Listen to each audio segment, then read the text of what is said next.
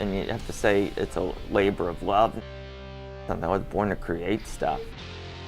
So I was from Venice when I came here from America. I guess I was about 2 years old, and my father was a really popular trumpet player, played in all the big bands. He then started working in a music store, and I was maybe 6 or 10 years old. Started hanging out in there and get my hands on things, and then finally, started fixing things without them knowing it and playing things without them knowing it. Taught me more stuff. Somebody else bought them. I ended up running that store, and then I started making my own guitars and took it from there and never went back to work for anybody else.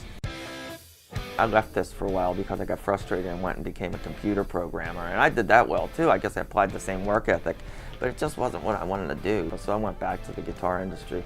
And I happened to run into Leo Fender, and I at that time was trying to promote a band I had recorded.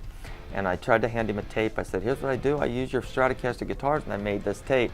And he said, throw the tape in the garbage, because then concentrate more on making guitars. He goes, that tape is like a gold miner in 1849 trying to dig for gold. He goes, that thing you're playing, that's your shovel. He says, make shovels for the other guys that want to dig for gold. I never apprenticed with somebody yet. I made it a point to follow around the guys that were important and volunteer to sweep their floors and to take out their trash. So when I wanted to learn that, there was nobody that did that for guitars.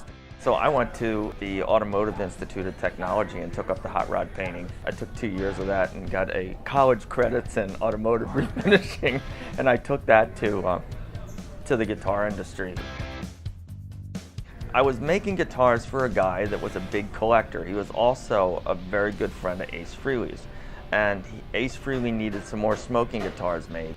I had been playing smoking guitars when I was 16 years old, and I had, Super 8 film, and it was on the internet, and then I advertised that I would make smoking guitars. And this guy called me and says, I need them made for Ace Frehley. And I blew him off like 4 or 5 times. And then finally he said, I have the money. I want you to make guitars for Ace Frehley. So I made him a couple replicas, and I never thought I'd hear from him again. And next thing, they called me to rebuild an exact copy of Ace's guitar that was lost off that poster, the one that had the burn in the side. Let me take that guitar and I had to take it apart, look at all the original blueprints, and get to the guy that originally made that guitar, made an exact replica of it.